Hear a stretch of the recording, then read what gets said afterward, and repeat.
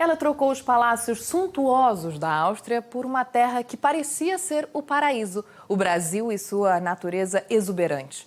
Mas o sonho foi aos poucos se desfazendo num enredo que envolve poder e traição. A vida da Imperatriz Leopoldina com Dom Pedro I é o tema no projeto especial da Band nos 200 anos da independência.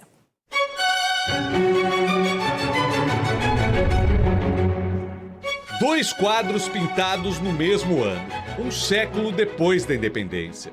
Duas imagens de uma mesma pessoa. No quadro de Georgina de Albuquerque, a chefe de Estado está cercada de homens poderosos, tomando decisões fundamentais para a história do Brasil. No outro de Domênico Failucci, ela aparece como a mulher de Dom Pedro I, que tinha como missão criar os herdeiros do trono. Qual destas imagens representa a verdadeira Imperatriz Leopoldina?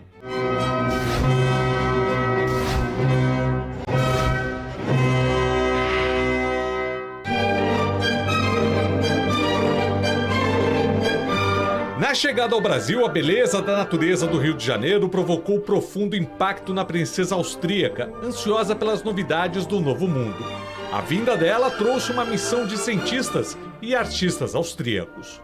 Leopoldina tinha uma pinta assim de naturalista, porque ela adorava mineralogia, botânica, zoologia, ela adorava fazer excursões pelas matas ao redor do Rio de Janeiro em busca de espécimes de animais, vegetais ou de minerais para poder estudar, analisar. Mas é claro, nada superava a expectativa de finalmente encontrar o príncipe português, com quem Leopoldina tinha se casado por procuração na Áustria, num acordo entre as duas cortes.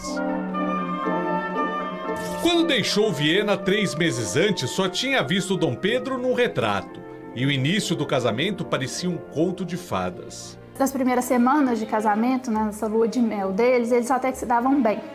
Ela gostava muito de sair com ele para andar a cavalo, para caçar, e eles tocavam música juntos. Dom Pedro era extremamente musical, então ela gostava muito desses momentos em casal. Mas as coisas começaram a deteriorar muito rápido. Ela achou que vindo para o Brasil, ela ia vir para um paraíso, um jardim do Éden, um lugar idílico, onde ela poderia exercer a sua paixão pelas ciências naturais. E ela chegou aqui e foi se decepcionando com o que ela viu. Criada numa das casas imperiais mais tradicionais do mundo, era difícil para Leopoldina se adaptar ao provincianismo da corte portuguesa no Brasil. Ela era chamada de a estrangeira, porque os hábitos dela eram diferentes, ela não gostava da comida portuguesa. A diversão para ela não era ir para missa, ela queria ir para o baile. O Dom Pedro já não gostava que ela fosse para o baile, ainda mais com os vestidos decotados que a irmã dela, Maria Luísa, mandava para ela. E aí ela tá no meio de uma cidade, no meio de uma corte que está meio dividida. Leopoldina logo sente que o vento da política soprava em outra direção. Criada entre os Habsburgos e sob o impacto da Revolução Francesa, Leopoldina era uma absolutista.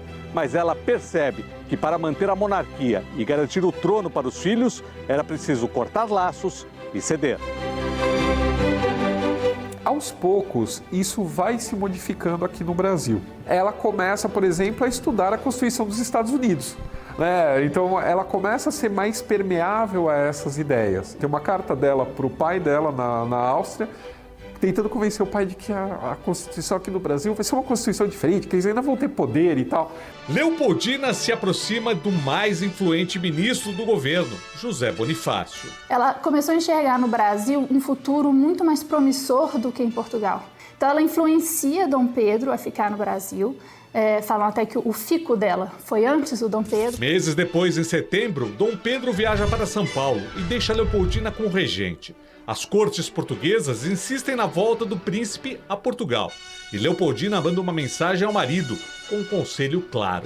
Senhor, o pomo, a maçã está madura, colhe-o imediatamente. Ou seja, o projeto de independência está pronto, é hora de fazer agora. Ela fala com ele, o Brasil vai separar, queira você ou não, esteja você aqui ou não. O que Leopoldina não esperava é que na mesma viagem em que proclamou a independência, Dom Pedro começasse um romance com a mais conhecida de suas amantes, Domitila de Castro, que recebeu o título de Marquesa de Santos. Além da atenção do imperador, ela também recebeu poder e se tornou uma mulher rica, dona, por exemplo, deste solar, no centro de São Paulo. O relacionamento do Dom Pedro com a Domitila desmoraliza Leopoldina em duas frentes. Politicamente, porque ele acaba dando uma importância política para a amante que deveria ser da imperatriz, e como mulher, porque ele demonstra o afeto e a preferência dele publicamente. O Dom Pedro nomeou a Marquesa de Santos dama de honra da imperatriz no Palácio de São Cristóvão, no Rio de Janeiro. Na crise do casal, a maioria ficou ao lado da imperatriz. Isso contribuiu para a impopularidade de Dom Pedro. A morte da imperatriz tornou ainda mais difícil a permanência do imperador no Brasil. Em 1831, ele abdicou do trono e voltou a Portugal.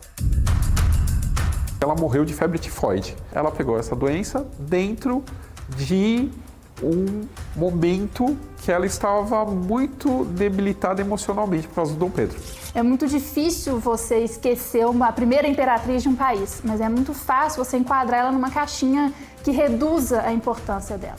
Então ela acaba perdendo a personalidade, perde também a participação política e o intelecto e acaba virando esposa do primeiro imperador.